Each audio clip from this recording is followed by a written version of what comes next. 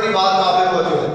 فرمایا ایک میری امت میں ایک زمانہ ایسا بھی آئے گا کہ کفار جو ہیں، کفار آپس میں ایک دوسرے کو دعوت دیں گے کہ آؤ اسلامی ملک پر قبضہ کریں. اسلامی مملکت پر قبضہ کرنے کے لیے کفار ایک دوسرے کو ایسی دعوت دیں گے جیسے دسترخوان پر دعوت دی جاتی ہے، جیسے روٹیوں پر دعوت دی جاتی ہے، جیسے کھانوں پر دعوت دی جاتی ہے.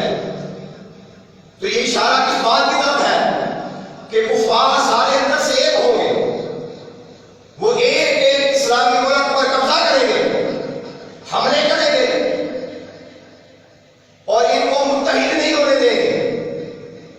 جو آپ کی آنکھوں کے سامنے ہے، کبھی عراق پر حملہ ہوتا ہے، کبھی افغانستان پر حملہ ہوتا ہے، کبھی لیبیا پر حملہ ہوتا ہے، کبھی شام پر حملہ ہوتا ہے، کبھی فلسطین پر حملہ ہوتا ہے. یہ سارے اسلامی ملک ہیں اور سارے حضور علیہ السلام نے فرمایا کہ مل کر یہ پورا یورپ، امریکہ، اسرائیل یہ سارے ملے ہوئے نہیں ہیں.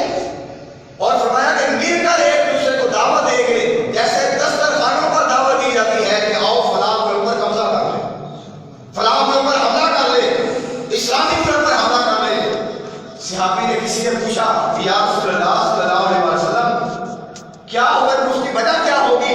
کیا اس وقت مسلمانوں کی تعداد تھوڑی ہوگی، مسلمان قلیل ہوں گے، یہ وجہ ہوگی؟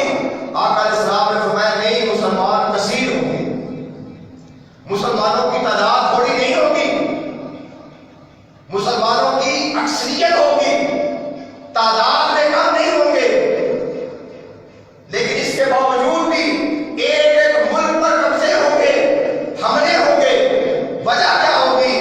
وجہ یہ ہوگی کہ ان کا روب دبدبہ نہیں رہے گا، ان کی بات میں وزن نہیں رہے گا، ان میں اتفاق نہیں ہوگا، ان میں اتحاد نہیں ہوگا.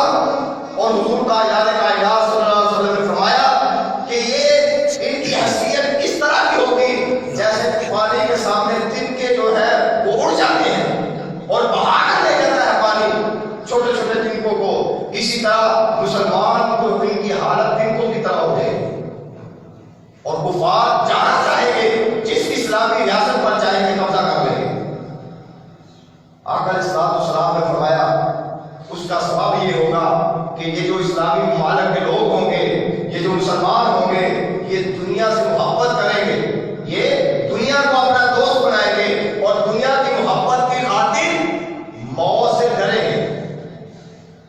دنیا کی محبت کی خاطر یہ آقا علیہ السلام کا فرمان میں نے سنا دیا کہ موت سے ڈریں گے.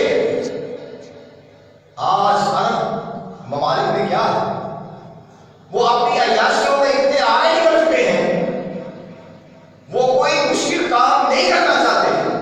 ان کے پڑوس میں کوئی مر رہا ہے، اس پر حملہ ہو رہا ہے، ان کو یہ ہے کہ ہماری عیاشیاں تو پوری ہو رہی، ہمارے محلات تو ٹھیک ہے، ہمیں تو وقت کی ساری ضروریات ہماری پوری ہو رہی ہے. اور پورے اسلامی ممالک کے اندر کسی میں بھی آپس میں اتفاق نہیں ہے. ایک اسلامی ملک دوسرے پر حملے کرتا ہے، دوسرا تیسرے کے خلاف ہے، تیسرا چوتھے کے خلاف ہے. نہ ان کی تجارت آپس میں اکٹھی ہے، نہ ان کا کاروبار آپس میں اکٹھا ہے، نہ ان کی خارجہ پالیسی آپس میں ایک دوسرے کے ساتھ ملتی ہے.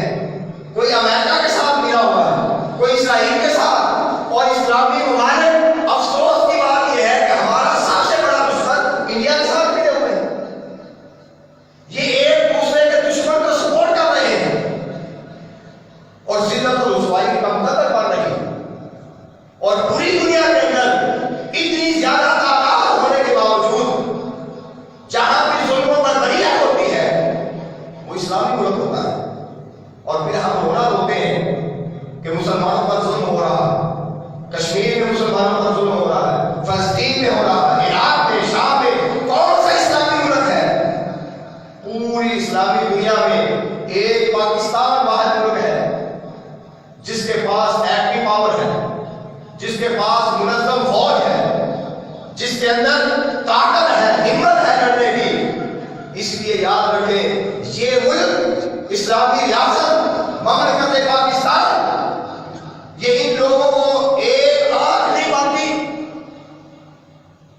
امریکہ کو آپ اچھے نہیں رکھتے، ادھر بڑا دشمن اسرائیل ہے، ادھر انڈیا ہے، یہ سارے آپ کو کھانا چاہتے ہیں، یہ مل کر آپ پر قبضہ کرنا چاہتے ہیں، اس لیے کہ آپ کے پاس ایٹمی پاور ہے اور دوسرے اسلامی ممالک بھی ہیں، وہ ان کا ساتھ دے رہے ہیں بجائے ہمارا ساتھ دے رہے ہیں۔